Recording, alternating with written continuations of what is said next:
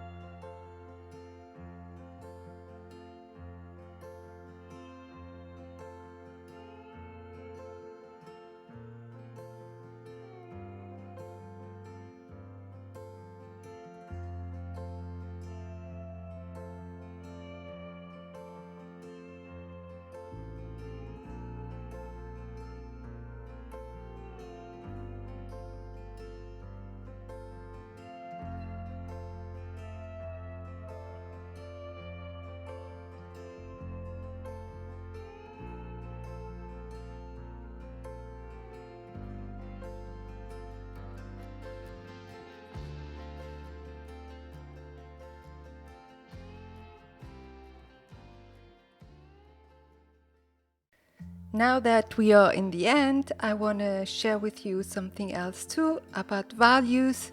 My mom, before she never understood me, now that I take care about her, she understood what values are. So you see, art is really powerful and can help you, even the others. This is the next project on next Monday that I want to show you how I did this floor. Hope you like it. See you next time.